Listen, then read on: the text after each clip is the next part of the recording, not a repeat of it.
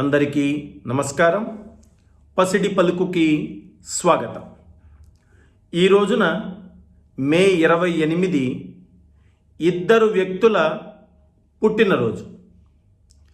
ఒకరు స్వాతంత్ర వీర సావర్కర్, రెండవ వ్యక్తి నందమూరి తారక రామారావు, ఎన్టీఆర్గా ప్రసిద్ధులు. ఇద్దరు కాంగ్రెస్కి వ్యతిరేకంగా పోరాటం చేసినవారు. ఇద్దరికీ కూడా వారి యొక్క అభిమానులు భారతరత్న ఇవ్వాలి అని కొన్ని సంవత్సరాలుగా అడుగుతున్నా కూడా ఇప్పటిదాకా ఇద్దరికీ కూడా భారతరత్న దొరకలేదు. స్వాతంత్ర వీర సావర్కర్ వినాయక దామోదర సావర్కర్. ఈ పేరు మహారాష్ట్రలోనే కాదు, యావత్ భారతదేశంలో స్వతంత్రానికి ముందు, స్వతంత్రం వచ్చిన తర్వాత కూడా ప్రతి జాతీయవాది పెదాల మీద వినపడేటువంటి పేరు.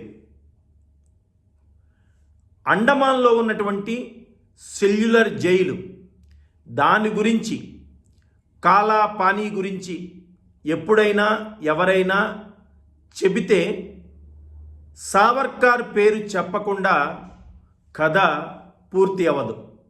ఒక వ్యక్తి తన జీవితంలో 2 ఆమరణ కారాగార వాసాల శిక్షలని ఎవరైనా తీసుకున్నారు అనంటే అది ఒక్క స్వాతంత్ర వీర సావర్కర్కే చెల్లింది. బ్రిటిష్ ప్రభుత్వానికి వ్యతిరేకంగా స్వాతంత్ర ఉద్యమంలో పాల్గొన్నటువంటి విప్లవకారులందరికీ కూడా గురుతుల్యుడైనటువంటి వినాయక దామోదర సావర్కర్కి బ్రిటిష్ ప్రభుత్వం 2 జీవిత కాల ఖైదులని విధించింది. ఆ శిక్ష కూడా ప్రధాన భారతదేశ భూభాగంలో కాకుండా సముద్రంలో ఉన్నటువంటి అండమాన్ నికోబార్ దీవులలో ఉన్నటువంటి సెల్యులర్ జైల్లో విధించింది. సావర్కర్ మే 28, 1883లో మహారాష్ట్రలో జన్మించారు. 1857 సిపాయిల తిరుగుబాటు కాదు, 1857 ప్రథమ భారత స్వాతంత్ర సంగ్రామం అని చెప్పినటువంటి మొట్టమొదటి వ్యక్తి వినాయక దామోదర్ సావర్కర్. మదన్లాల్ డింగ్రాకి గురువుగా మదన్లాల్ డింగ్రా చేసినటువంటి లండన్లో కర్జన్ విల్లీ యొక్క హత్యకి ప్రేరేపణ చేసినది వినాయక దామోదర్ సావర్కర్ అని ఆయనకి శిక్ష వేశారు. అలాగే లండన్ నుంచి భారతదేశానికి తీసుకువస్తున్నప్పుడు తన స్టీమర్ నుంచి సముద్రంలోకి దూకి ఫ్రాన్స్ తీరానికి ఈదుకుంటూ వెళ్ళినటువంటి వ్యక్తి వినాయక దామోదర సావర్కర్. అలాగే హిందుత్వ అనే పదానికి నిర్వచనం తీసుకువచ్చినటువంటి వ్యక్తి సావర్కర్. అయితే సావర్కర్ క్షమాభిక్షని అర్థిస్తూ బ్రిటిష్ వారికి బోల్డ్ అని లేఖలు రాశారు అని చెప్పి సావర్కర్ వ్యతిరేకులు ఈ రోజుకి కూడా చెప్తూ ఉంటారు. అలాగే సావర్కర్ భారతదేశంలో ఉన్నటువంటి యువకులని బ్రిటిష్ ఆర్మీలో చేరమన్నాడు అని చెప్పి ఆయన మీద దుమ్మెత్తి పోస్తూ ఉంటారు. అయితే ఈ 2 కూడా చాలా స్ట్రాటజిక్గా చేసినటువంటి విషయాలు అని చరిత్రకారులు చెప్తూ ఉన్నారు. ఏదేమైనప్పటికీ కూడా భారత స్వాతంత్ర సంగ్రామ చరిత్రలో మరిచిపోలేనటువంటి విప్లవాత్మకమైనటువంటి కార్యక్రమాల్ని చేయడంలో, అలాగే నవతరంలో విప్లవాత్మకమైనటువంటి ఆలోచనల్ని తీసుకురావడంలో సావర్కర్ని మించిన వారు ఇంకోళ్ళెవరూ లేరు. అలాగే సావర్కర్తో ధీటుగా నిలబడినటువంటి నాయకులు కూడా చాలా తక్కువ మంది కనపడతారు. భగత్ సింగ్ స్వయంగా సావర్కర్ మూలంగా నేను ప్రేరేపితుడిని అయ్యాను అని చెప్పడం మనకందరికీ తెలుసు.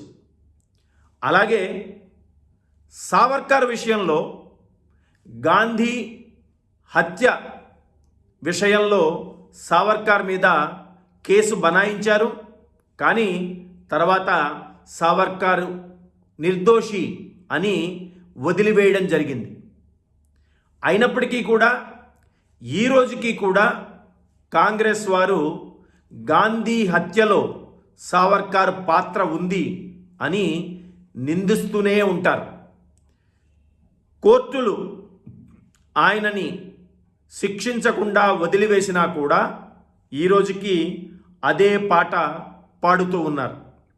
ఇందిరాగాంధీ తన ప్రధానమంత్రిగా ఉన్నప్పుడు సావర్కర్ పేరు మీద ఒక తపాలా బిళ్ళని కూడా విడుదల చేయడం జరిగింది. హిందూ మహాసభని స్థాపించినటువంటి వ్యక్తి సావర్కర్. అలాగే హిందూ సమాజంలో అంటరానితనాన్ని తుడిచివేయాలి అని పోరాటం చేసినటువంటి వ్యక్తి సావర్కర్. దళితులకి ఆలయ ప్రవేశం కల్పించాలి అని రత్నగిరి జిల్లాలో పోరాటం చేసినటువంటి వ్యక్తి సావర్కర్. ఈయన రాసినటువంటి గేయాలు కానీ పుస్తకాలు కానీ ఈ రోజుకి కూడా మహారాష్ట్రలో చాలా ప్రాచుర్యం చెంది ఉన్నాయి. ఇప్పటికీ కూడా మహారాష్ట్రలో చాలామంది సావర్కర్ని ఒక గొప్ప వక్తగా, దేవుడితో సమానంగా కొలిచినటువంటి సందర్భాలు మనం చూస్తూ ఉంటాం.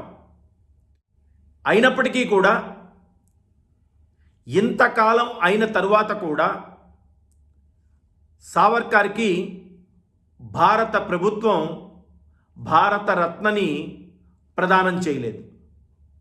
అలాగే రెండో వ్యక్తి నందమూరి తారక రామారావు.